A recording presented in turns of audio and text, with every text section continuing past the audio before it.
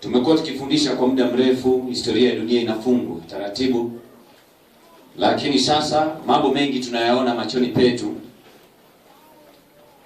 na hata hukumu mwingi ambao sasa unaanza kuingia katika harakati za kuhubiri ujumbe huu kwa undani na tena kwa uwazi. Biblia imetupatia ama imetuhimiza kama watu tunaoamini ya kwamba tunaishi kipindi cha mwisho, watu ambao wanaamini tuna ujumbe wa mwisho, tumehimizwa tukae katika imani. Na Paulo alipozungumza maneno haya, hakuzungumza tu kwa ajili ya kanisa ambalo lilikuwa Efeso. Paulo alizungumza kuhusu Wakristo wa Adventista wa Sabato watakaoishi kipindi cha mwisho. Akasema, hatimaye ndugu, uweni hodari katika Bwana. Sentensi hiyo unapoiangalia ama unapoisoma ni sentensi iliyojaa mambo mengi, maana Paulo alikuwa na mambo mengi katika mawazo yake. Ningependa kuanzia pale tu niweze kujenga mada yangu. Waefeso 16, Waefeso 6 aya yake ni ya 10. Inasema Waefeso 6:10, alafu mpatie msomaji sauti. Hatimaye mzidi kuwa hodari katika Bwana, Twende. na katika uweza wa nguvu zake. Vaeni silaha zote za Mungu, Twende. mpate kuweza kuzipinga hila za shetani. Alafu Kwa maana kushindana kwetu sisi si juu ya damu na nyama, soma. bali ni juu ya falme na mamlaka, juu ya wakuu wa giza hili, Soma. juu ya majeshi ya pepo wabaya katika ulimwengu wa roho. Ndio. Kwa sababu hiyo, twaeni silaha zote za Mungu, ili mpate kuweza kushindana siku ya uovu. Tulia. Wakati Paulo aliandika akasema tuvae silaha zote za Bwana ili tuweze kushindana siku ya uovu. Sio siku za uovu. Maana si siku nyingi. Paulo amezungumzia siku moja ya uovu ambayo inatutazamia kila moja. Kiingereza inasema the evil day. Watu wa Mungu tunafaa kuwa tunajiandaa kwa sababu ya siku hii ya uovu ambayo inakuja mbele yetu, na tunajiandaa kwa kuvaa silaha zote za Bwana, na tunakuwa hodari katika imani hii, na tunavaa silaha zote ili tuweze kumpinga shetani na hila zake zote. Basi tukiwa na shauri kama hilo ndani ya mioyo yetu, inatupaswa kuweza kuelewa ya kwamba Mungu ametuita tu sio kwamba tufundishe, lakini pia tuweze kusimama tukiwa hodari katika Bwana ili tuweze kushinda mapambano yaliyoko mbele yetu. Tunaomba. Baba na Mungu wetu unayetupenda, jina lako litukuzwe. Utusaidie tutafakari maneno yako tutakayoyasikia mchana huu, hasa tunapoelekea kipindi cha mwisho, historia ya dunia inapofungwa taratibu. Bwana, umetukirimia ujumbe wa ajabu. Tufundishe jinsi itupasavyo sisi kusimama hodari ili tuweze kupinga hila za shetani na tuweze kukamilisha kazi uliyotuitia kuifanya na kuweza kumlaki Yesu atakaporejea. Tubariki tuanzapo hadi tamati, katika jina la Yesu Kristo tumeomba na kuamini. Amina. Paulo akasema mzidi kuwa hodari. Inamaanisha kuna uwezekano wa watu kutozidi kuwa hodari, kwa sababu aidha aliinua macho yake kuangalia wanadamu ambao kwa kawaida wanaweza kukosea, na kukosea kwao, maana wanadamu wanaweza kukosea, wamekosa kumwangalia Mungu aliye mwenye ujumbe huo. Kwa hivyo wapendwa, mahali ambapo tunaelekea kuna hatari kubwa zaidi inayotukondolea macho hapa mbele kama hatutakuwa hodari katika imani hii, katika imani ya ujumbe wa malaika watatu. Mitume walimwaga damu kwa sababu ya ujumbe waliopewa na waliitetea. Yesu anaposema atakuja mara ya pili, anawaangalia wahubiri walioko duniani. Aya hii tumekuwa tukiitoa sana katika uwanja, na ningependa tu tuitoe kwa njia ambayo itaeleweka. Ni aya ambayo imesoma ya Mathayo sura 24 mstari wa 44 na mstari wa 45. Maana Yesu anaangalia dunia, anaangalia kanisa, na anaona watumishi wake walio na akili. Inamaanisha kuna watumishi ambao hawana akili, na Yesu ametofautisha, akasema katika aya 44, ninyi basi kwa sababu hiyo ninyi nanyi jiwekeni tayari. Kwa nini? Kwa kuwa katika saa msiyodhani Mwana wa Adamu yuaja. Soma. Ni nani basi yule mtumwa mwaminifu? Yesu anaangalia na anauliza swali, basi ni nani mtumishi wake mwaminifu mwenye akili? Kwanza Yesu akasema hako na akili, ambaye bwana wake alimweka juu ya nyumba yake. Na usike hiyo point, nani amemweka juu ya nyumba? Bwana. Watu wengine wanadhania wamewekwa juu ya nyumba na watu, ama wamepatiwa kazi ya kufundisha na binadamu, lakini Biblia inasema ni Bwana anapatia watu kazi ya kuhubiri na kufundisha. Bwana Yesu asifiwe. Yesu akasema Bwana ndiye amempa mamlaka juu ya nyumba yake, awape watu chakula kwa wakati wake. Asante. Kwa hivyo Yesu anatambua wahubiri aliyowaweka yeye, sio wanadamu aliyewaweka. Yesu ametambua wahubiri aliyowapa kazi yeye mwenyewe, na anawatambua kwa sababu wamepeana ujumbe wa wakati. Bwana Yesu asifiwe sana. Kwa hivyo wahubiri ambao Mungu amewaweka katika nyumba yake ni wale ambao amewapa mamlaka ya kupeana ujumbe wa wakati. Ndio naona Yesu akipaa mbinguni akisema nimepewa mamlaka mbinguni na duniani. Akasema basi enendeni. Mamlaka hiyo Yesu amewapatia watumishi wake walio na akili, maana wanajua ujumbe wa wakati. Lakini shetani atajaribu vyovyote ujumbe huu siweze kuwafikia watu. Ndio sababu lazima tusimame na ujumbe huu. Lazima tujitoe mali zetu, lazima tujitoe nguvu zetu, lazima tujitoe wakati wetu, ili tuhakikishe ujumbe huu umewafikia watu. Hii ndiyo kazi Mungu ametupatia tuifanye, na ndiyo sababu tuko hai. Ndiyo kazi ya kwanza. Nashukuru sana kanisa hili kwa sababu ya kujitolea kwa ajili ya kazi ya Mungu, na nina imani ya kwamba watu wengi zaidi watazidi kuamini ujumbe huu katika maeneo haya kwa sababu ya bidii mlio nayo katika kazi ya Mungu. Wakati Paulo alitembea kule Korinto, katika Wakorinto wa pili sura yake ya 8, alikutana na waumini kadha wa kadha waliokuwa na moyo kama huu ambao munayo. Na Paulo aliandika katika aya ya kwanza, ya pili na ya tatu, kitabu cha Wakorinto wa pili sura yake ni ya 8. Mstari wa kwanza Paulo anasema hivi: Tena ndugu zetu, twawaarifu habari ya neema ya Mungu. Twende. Waliopewa makanisa ya Makedonia. Sasa Paulo akaangalia makanisa ya Makedonia, akaona Mungu amewapatia neema, vile ambavyo sisi tunaweza kuangalia kanisa la Kiboro tuseme Mungu amewapatieni neema. Twende. Maana walipokuwa wakijaribiwa kwa dhiki nyingi, twende, wingi wa furaha yao na umaskini wao, twende, uliokuwa mwingi uliwaongezea utajiri wa ukarimu wao. Bwana Yesu asifiwe sana. Anasema hata kama walikuwa hawana wingi wa rehema waliokuwa nayo, Mungu aliwaongezea utajiri wao. Na kuna sababu Mungu kawaongezea utajiri wao. Ni kwa sababu gani?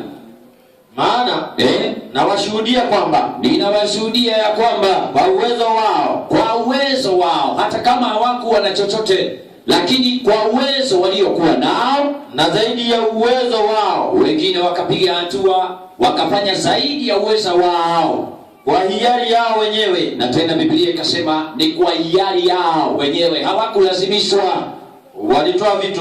Walitoa vitu vyao, wakituomba sana pamoja, wakiomba watumishi pamoja, na kutusihi kwa habari ya neema hii na shirika hili, twende, la kuwahudumia nani? Watakatifu. Bwana Yesu asifiwe sana.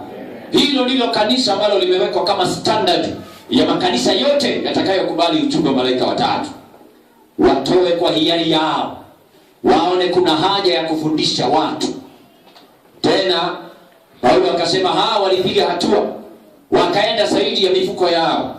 Wengine hata watoto wao walilala njaa usiku huo, sisi hatujui. Lakini Paulo anasema ninashuhudia, walipiga hatua, wakatoa mali yao, wakafanya hima ili ujumbe uweze kuwafikia watu. Mungu akawabariki, akawaongezea utajiri wao. Hivyo katika nyota zao katika taji zao zinaongezwa nyota. Unajua kuna watu ndani ya kanisa hawajawahi kuhubiri, hawajawahi kutoa mali zao kwa sababu ya kufundisha. Na hivi karibuni ujumbe huu, wacha vile sasa tunahubiri kwa uwazi, utafungwa. Ninawaambia ni peupe, ujumbe huu utakuja kusimamishwa. Si kama sasa mnasikia sheria za hate speech, si mnazisikia?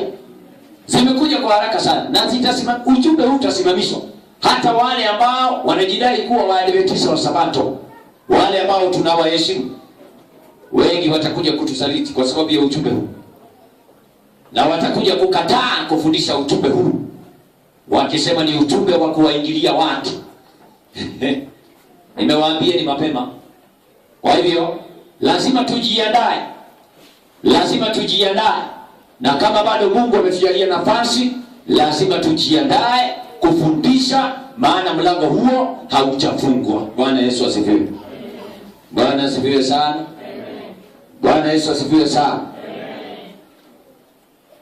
Katika Biblia Mungu ameonyesha mioyo ya watakatifu wake ambao wameguswa na neema ya Mungu, na kwa sababu hiyo wameona haja ya kupeleka ujumbe huu, na wameona dunia haifai chochote. Wameona wale ambao hawajapokea ujumbe ndio wanaofaa kufikiwa, basi wamejikana nafsi na wamekubali. Hata hivyo kuna changamoto nyingi ambazo zitawakumba watu ambao watajitokeza kwa uwazi ili wafundishe ujumbe huu bila uoga. Kuna changamoto nyingi. Mitume, wakati Yesu alishuka duniani akaja na ujumbe,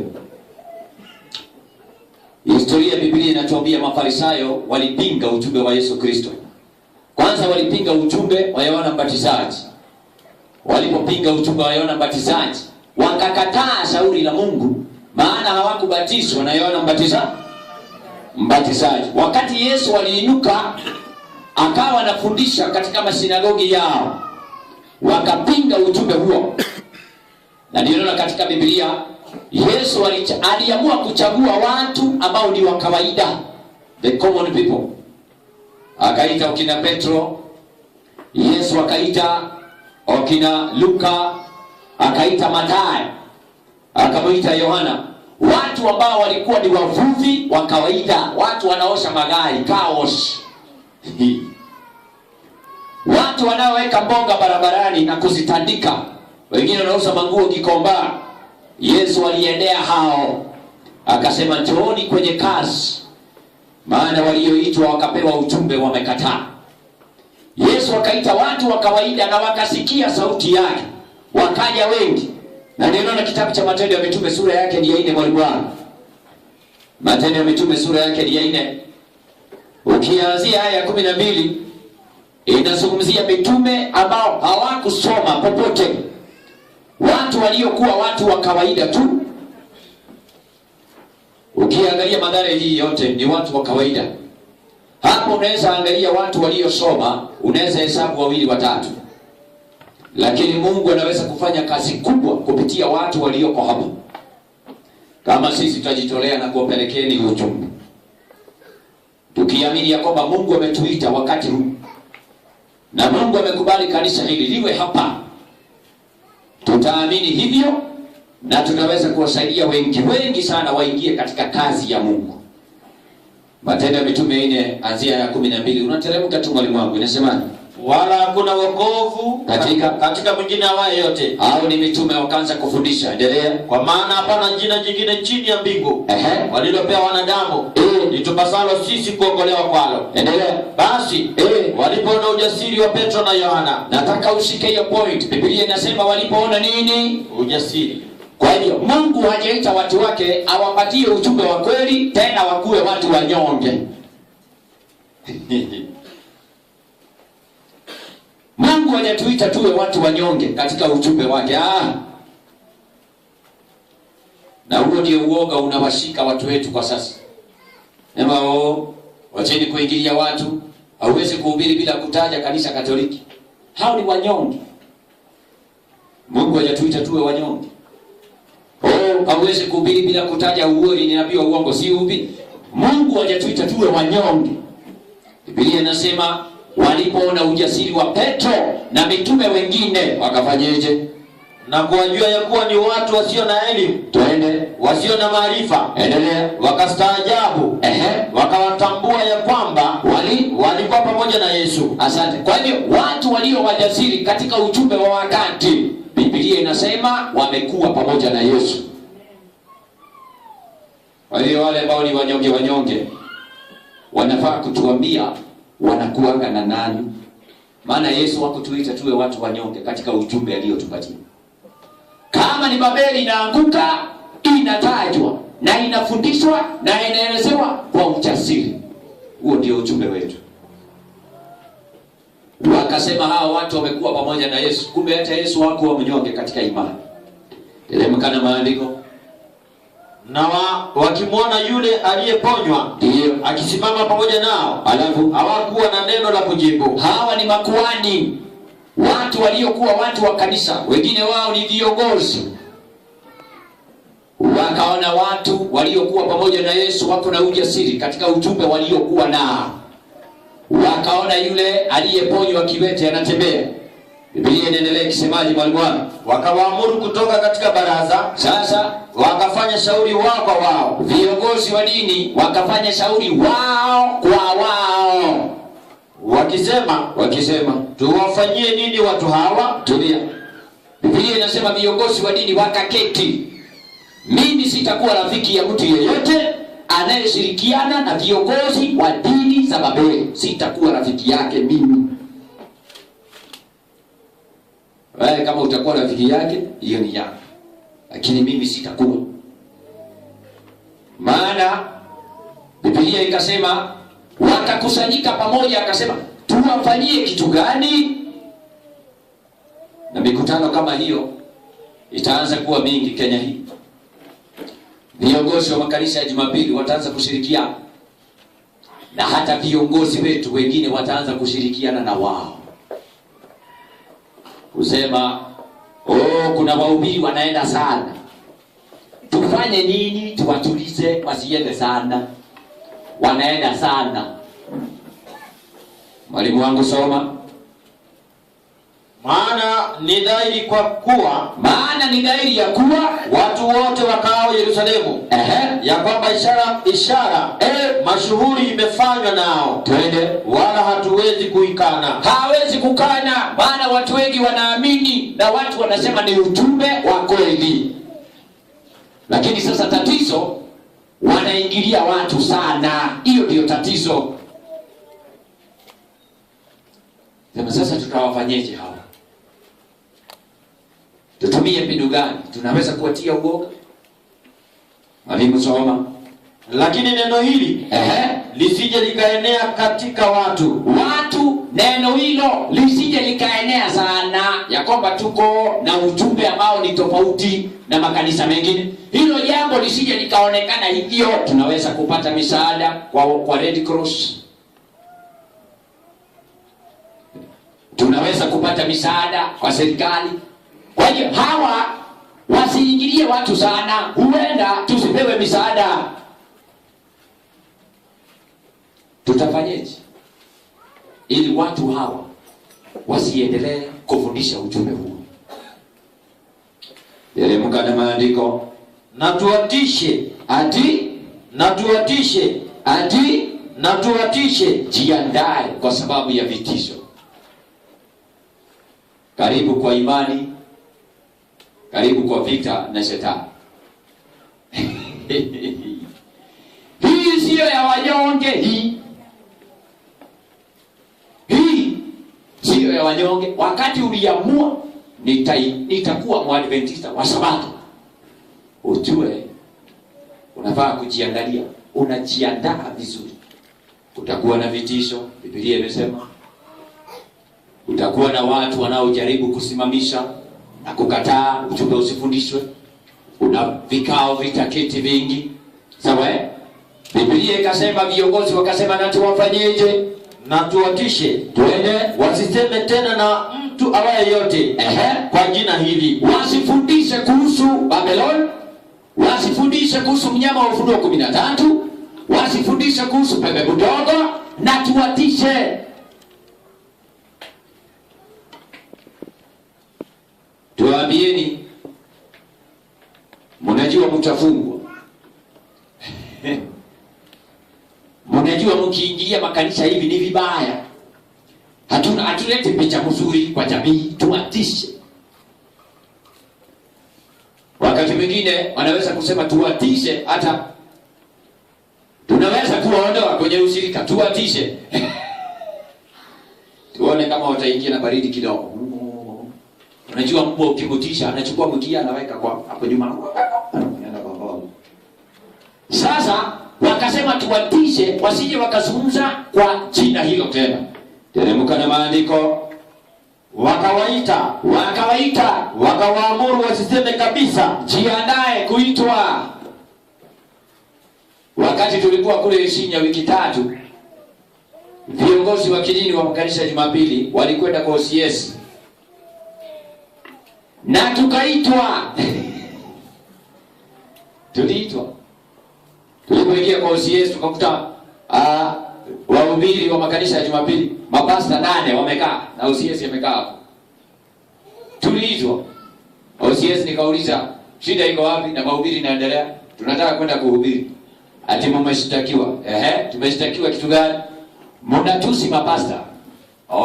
Nikakaa nilipovuta kiti nikakaa. Nikachukua Biblia yangu. Nikasema hivi, OCS, hebu tuambie ni pastor yupi hapa amesema tumemtusi? Mwingine akasimama hapo. Mnasema Pastor Rai alisema Sabato leo. Nikamwambia OCS, wacha hivi, wacha nikaleta laptop saa hii nifungue hiyo video. Akakataa. Na mimi nikawaambia maadamu iko kwa Biblia, hiyo tutasema. Kama haiko, hiyo sitasema. Sasa OCS akachanganyikiwa. Maana sisi siwezi, hatujaibia mtu, hiyo kesi ataamua aje. Akachanganyikiwa akanyamaza. Nikamwambia nyamaza. Nikawauliza wachungaji, hii roho iliyowaingia ikawaambia mtupeleke sisi wa Kristo kwa OCS ni roho gani? Na Wakorintho wa 2:6 inasema mkiwa na jambo la kuamua, amueni kama kanisa, msiendee watu wa mataifa.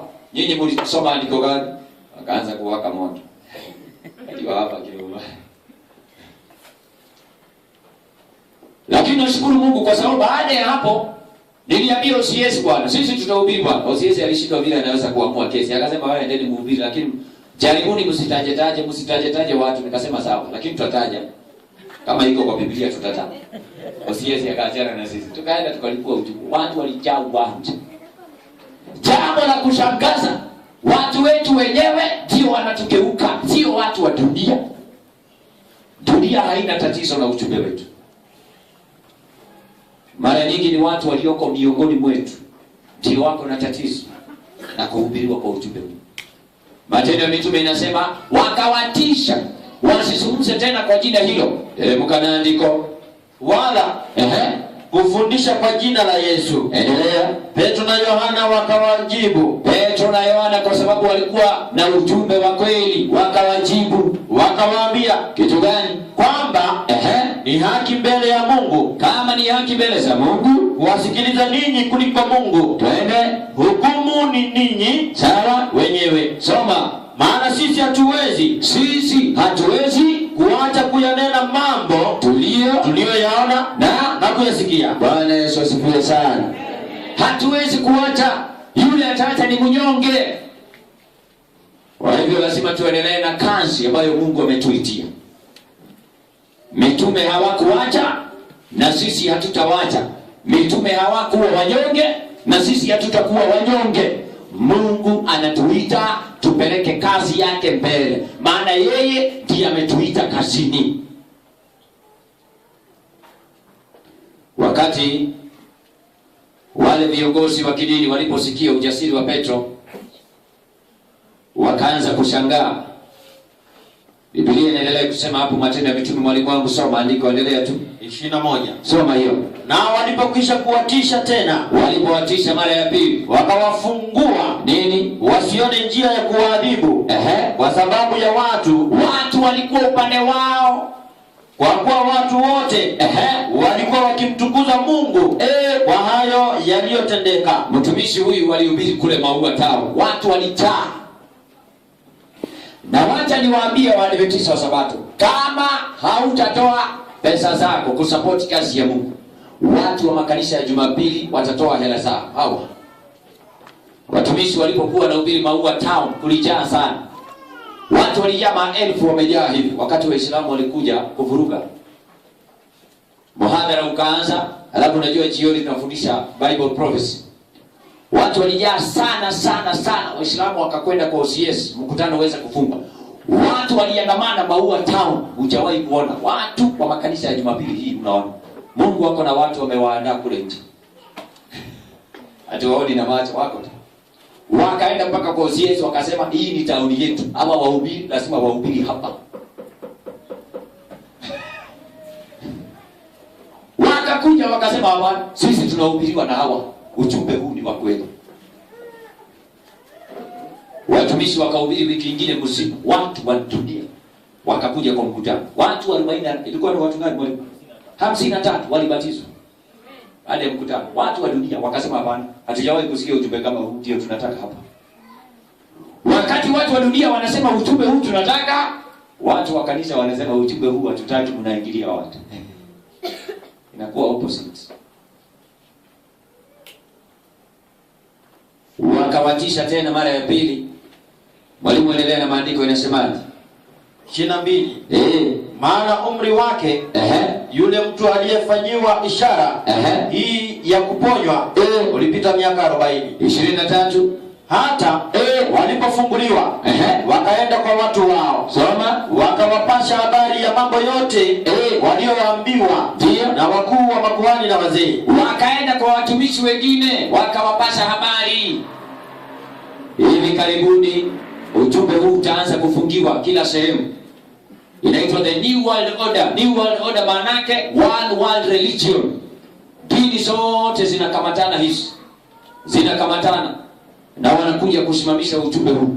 Na kabla haijafika pale tuhubiri, wanakuja kusema ujumbe huu haustahili, unatatiza amani ya watu.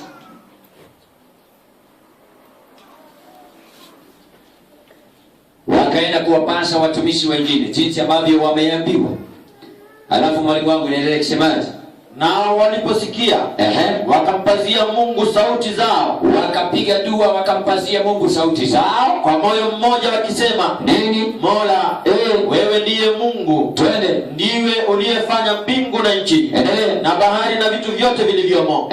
Nawe ulinena kwa Roho Mtakatifu kwa kinywa cha baba yetu Daudi. Sikiliza, wanatoa unabii jinsi ambavyo ulitimia na unakuja kutimia kipindi chetu gani? Mtumishi wako Bwana, mataifa wamefanya ghasia. Mataifa wanakuja kufanya ghasia, na makabila wametafakari ubatili. Twende, wafalme wa dunia wamejipanga. Endelea kukaa kanisani ujue wafalme wa dunia wanafanyeje? Wamejipanga na nini? Na wakuu wamefanya shauri pamoja juu ya Bwana na juu ya Kristo wake. Umeona, watu wa Mungu ndio wanafanyiwa njama. Paulo akasema wote watakaoishi maisha ya utaua ndani ya Yesu Kristo lazima wateseke kwa sababu ya imani hii. Hatujafika hapo, ndio tumeanza kuingia kipindi hicho. Kwa hivyo tunaandaliwa, lazima tuteseke kwa sababu ya ujumbe. Lazima tuingie kipindi hicho. Yeremia, Mungu alipomuinua Yeremia katika Yeremia sura 36, na ninakuhakikishia wote ambao Mungu amewainua akawapatia majukumu ya kuhubiri ujumbe wa kweli, lazima wajinyime nafsi zao na lazima wapitie mateso.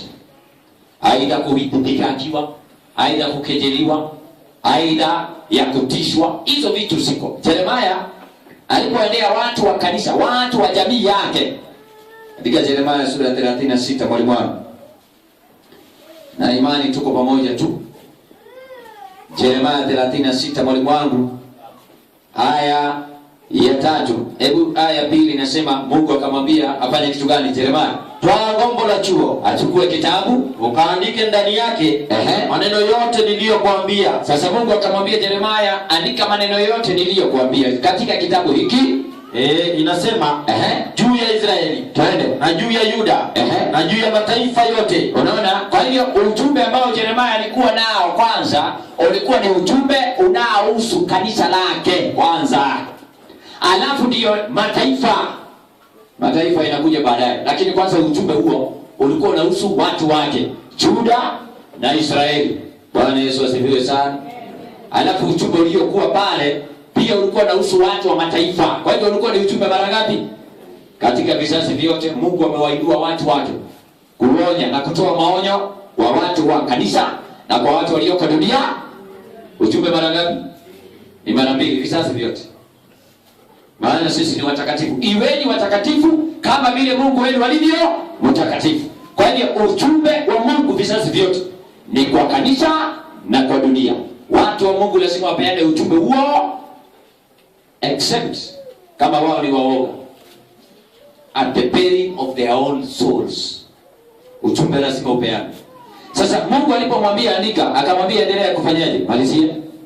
Tangu siku zile niliponena nawe tangu siku za Yosia, twende, hata siku hii ya leo. 3. Huenda nyumba ya Yuda watasikia mabaya yote niliyokusudia kuwatenda, soma, wapate kurudi kila mtu akaiache njia yake mbaya. Sasa Yeremia kumbe alipatiwa ujumbe wa kusaidia kanisa, watu warejee na waache njia zao mbaya. Watambue ya kwamba Mungu amewakirimia ujumbe wa wakati. Warejee, waache tabia zao mbovu, waache mambo ya kuingiliana na watu wa mataifa, warejee, wawe nuru katika makao yao, wasaidie watu duniani waelewe Mungu. Lakini kwanza wao waweze kurejea kwa Mungu na waache dhambi zao. Ujumbe wa kwanza ulikuwa waendee watu wa Mungu, wabadilike, wawe na uhuisho ndani yao, wawe ni watu tofauti wanapotazamwa na majirani wao, wawe ni watu walioweka dhambi kando. Biblia inasema katika aya ya 5 Yeremia 36 hapo inasema Yeremia akamwagiza Baruku, Yeremia akamuita Baruku ya kwamba mimi nimefungwa, siwezi kuingia katika nyumba ya Bwana. Yeremia kumbe alikuwa amepigwa marufuku kwa sababu ya ujumbe huo, hawezi kuingia katika nyumba ya nani? Ya Bwana. Jiandae. Kama wewe si muoga, kipindi kinakuja utafungiwa, au utaweza kuingia hata katika nyumba ya Bwana. Jiandae. Ni vizuri ujiandae. Kama utakuwa mwaminifu kwa ujumbe, Biblia inasema utafungiwa. Yeremia hakuweza kuingia, na maanisha alimuita mtu anaitwa Baruku. Endelea mwalimu wangu. Akamwambia kitu gani? Basi enenda wewe ukasome katika gombo la chuo, ndio ambacho umeandika ndani yake maneno ya Bwana yaliyotoka kinywani mwangu. Soma. Ukiyasoma katika masikio ya watu ndani ya nyumba ya Bwana siku ya kufunga, pia utayasoma masikioni mwa watu wote wa Yuda. Tulia. Kwa hiyo akapewa kwanza ujumbe wa kupelekea watu kabla ya kwenda mataifa. Sawa? Mstari wa 20.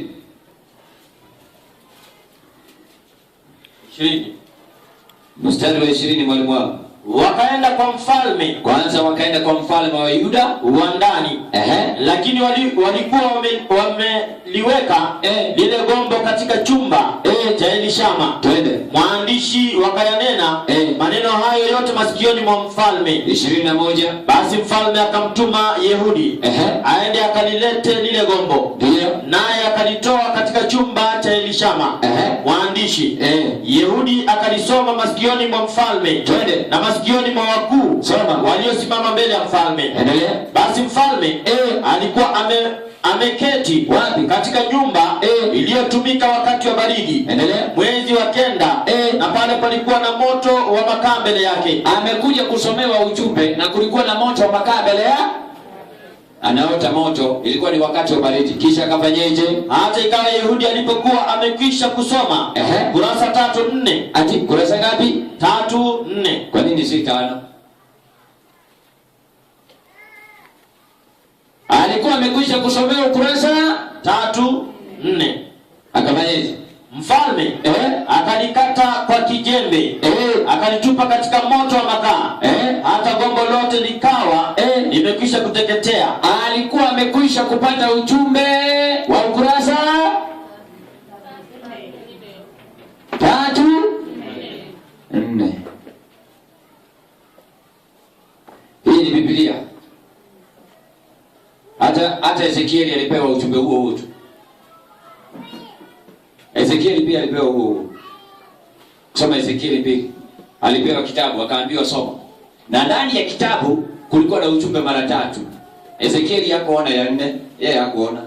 Hapa katika Yeremia ndio alipatiwa ujumbe ambao ulikuwa kwa ukurasa 3 na 4.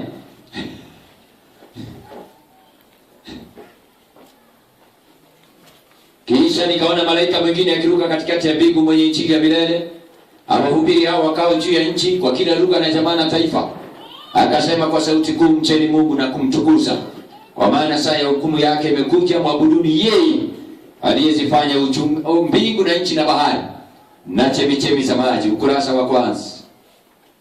Na mwingine malaika wa pili akafuata akisema kwa sauti kuu, umeanguka, umeanguka Babeli, ewe mji uliye mkubwa, kwa maana ndiye uliowanywesha mataifa yote mvinyo wa ghadhabu ya uasherati wako. Ukurasa wa pili.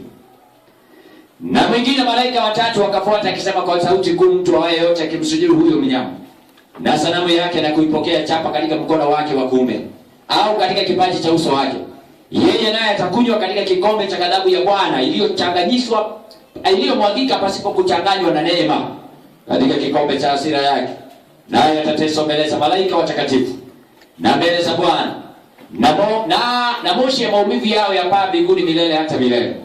Nao hawana raha mchana wala usiku, wao msujudi yao mnyama na sanamu yao, nao waipokea chapa katika vipaji vya nyuso zao. Ukurasa wa 3. Na baada ya hayo nikaona malaika mwingine akishuka toka mbinguni mwenye mamlaka kuu, na nchi ikaangazwa kwa utukufu wake. Akalia kwa sauti kuu akisema, umeanguka, umeanguka Babeli, mji ulio mkubwa, umekuwa maskani ya mashetani na ngome ya kila roho mchafu na kila ndege mchafu mwenye kuchukiza, kwa maana mataifa yote yamekunywa, yamelewa kwa mvinyo ya uasherati wake. Ukurasa wa 4. Walipokwisha kusoma ukurasa 3 na 4, wakachukua wakatia katika moto. Jiandae, maana wa kwanza wanaokuja kukataa ujumbe huu ni watu wetu walioko pamoja nasi. Hao ndio wa kwanza wanakuja kukataa ujumbe huu kwa uwazi, na hata kutusaliti sisi wengine tuliokubali ujumbe huu. Matendo ya Mitume inamalizia, sura yake ni 20. Paulo akasema, ninawashukuru sana wa Makedonia, maana walijitoa wakakubali ya kwamba wako na ujumbe, wakakubali kujitoa kwa sababu ya kuhakikisha ujumbe huo umeenda.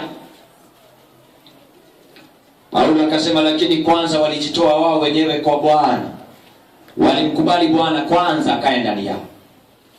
Wewe simama, na mimi saa zingine nashangaa na wale Waadventista wa Sabato, wewe unasimama huko nje kila Jumapili, angalia vile watu wanaingia makanisa, simama pale kwa kona uone vile watu wanaingia senti, watu wamejaa maelfu.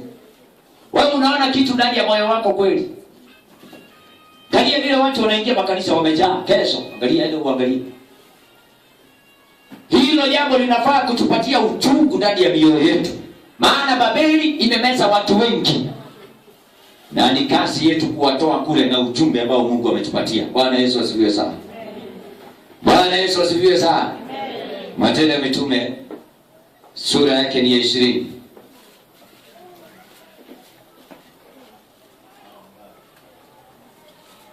Nashukuru sana kwa wazee wa kanisa la Kiboro na washiriki ambao wamejitokeza na wamesimama kidete kwa sababu ya ujumbe huu.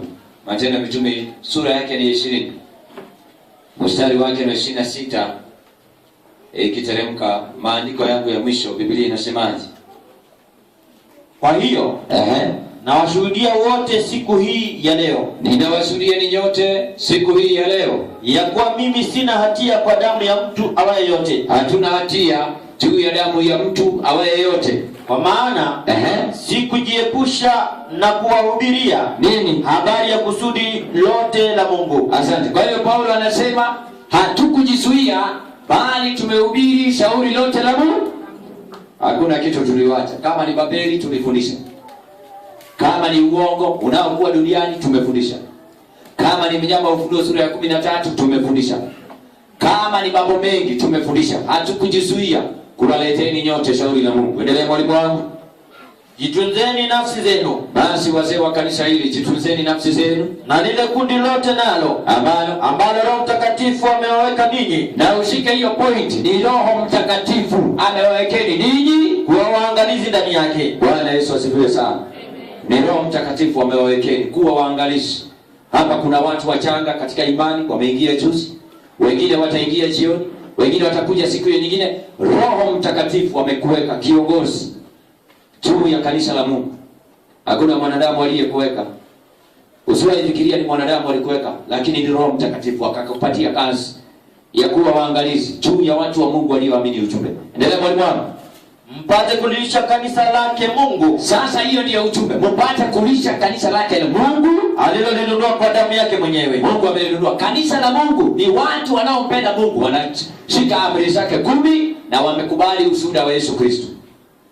Mungu amelinunua kwa damu yake mwenyewe. Mwalimu endelea mstari wa 31.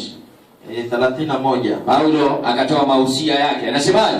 Kwa hiyo kesheni mkikumbuka ya kwamba miaka 3 usiku na mchana kuanzia mwaka wa 2014 tukihubiri hapa nje, ndio mkutano wa kwanza tuliohubiri. Mahali ambapo watu waliamini. Sijui ndio kina nani wako hapa waliamini ujumbe ambao ulihubiriwa hapa kwa uwanja. Inua mkono. Hiyo ilikuwa mwaka gani? Mwaka 2014. Sasa ni miaka karibu 4. Paulo anasema ni miaka 3. Mimi nitasema ni miaka 4. Mwalimu wangu. Hebu soma, rudia ile andiko. Kesheni basi. Kwa hiyo kesheni. Mkikumbuka ya kwamba, na msisahau. Paulo anasema na sisi tunawaambieni mkikumbuka ya kwamba miaka 3. Sasa ni miaka 4. Usiku na mchana. Usiku na mchana. Sikuacha kumonya kila mtu. Twende kwa machozi. Endelea. Basi sasa naweka katika mikono ya Mungu. Tunawekeni katika mikono ya Mungu na kwa neno la neema yake. Kama kuna kitu unafaa kuelewa, angalia Mungu na neno lake. Makosa ile watu watafanya ni kuangalia mwanadamu. Hapo utapata vikundi vya watu, utashangaa wametoka shimo gani hapa. Nasikia wengine wanakuja pepe mdogo, acheni na pepe mdogo. Angalia Mungu na neno lake. Angalia Mungu na neno lake. Paulo anasema nimewaachieni muangalie Mungu na neno lake. Ukifanya makosa ya kumwangalia mwanadamu, yale yatakayozungumza ambayo hayako toki kwa Mungu na kwa neno lake, utaanguka. Mungu anasema kupitia kinywa cha Paulo, muangalieni Mungu na angalieni neno lake. Ujumbe uliousikia. Mwalimu endelea na maandiko. Ambalo laweza kuwajenga na kuwapa urithi pamoja nao wote waliotakaswa. 32 33. Sikutamani fedha wala dhahabu wala mavazi ya mtu. Ninyi wenyewe mnajua ya kuwa, hata ninyi wenyewe mnajua ya kuwa mikono yangu hii imetumika kwa mahitaji yangu na ya wale waliokuwa pamoja nami. Katika mambo yote nimewaonyesha ya kuwa nini, kwa kushika kazi hivi imewapasa kuwasaidia wanyonge na kuyakumbuka kuyakumbuka maneno ya Bwana Yesu, ndio jinsi alivyosema mwenyewe. Kwanza Paulo akasema kanisa, watu wasaidiane wanyonge. Usione jirani yako ni mnyonge hajakuja kanisani na mnakaa tu. Utafute. Wengine watakuwa wanyonge katika imani, lakini tuwatafuteni, tuwainue. Wengine watalemewa na maisha ya dunia hii, wengine watatafuta kazi, wengine shetani atawalemea, lakini Paulo anasema wainueni wanyonge. Ujumbe huu ni wa kweli. Bwana Yesu asifiwe sana. Alafu Paulo anasema mkumbuke neno la Bwana wetu Yesu Kristo. Gani? Ni heri kutoa kuliko kupokea. Saidieni watu ambao ni wanyonge. Ni heri kutoa kuliko kupokea. Endelea. Alipokwisha kunena haya, alifanyaje? Akapiga magoti, ndio, akaomba pamoja nao wote. Alafu wakalia sana wote. Alafu wakamwangukia Paulo shingoni, kisha wakambusu, wakihuzunika kisha zaidi kwa sababu ya neno lile alilosema, ya kwamba hawatamuona uso tena. Sisi mtatuona tena, maana tumekuwa tukiongea na mtumishi pale kwa ile kona. Si mnaona hii barabara ukitoka kwa gate hapa? Unaona ukitoka kwa gate pale kuna kauwanja pale kando, si ndio? Siko pale kwa space. Sasa mkutano wa next ambao utapangwa utakuwa pale. Ndio nataka kuweka mkutano pale, sawa? Siko sawa? Kivuka barabara pale, tumepaangalia vizuri, tumeona kuna watu wengi sana. Tunataka kuweka hapo mhadhara na tuweke Bible study na tuweke prophecy hapo, kwa hiyo kona. Pengine itakuwa Mei. Sababu April hii huenda tutakuwa Nairobi, mwalimu wangu. Lakini Mei ikiingia tu mipango iwe sawa. Nimewauzia wazee wa kanisa mapema ndio watu waanze kujipanga. Pale tuwafundishe watu. Neno hili litahubiriwa katika mataifa yote kuwa ushuhuda. Hiyo ndio kazi yetu. Wasikie, watu wasikie. Na majina ya watu wa Mungu walioingia katika kazi yake yamenakiliwa katika kitabu cha uzima. Watu wote wanaoingia katika kazi ya Mungu, wanaofanya kazi ya Mungu, Mungu amenakili majina yao.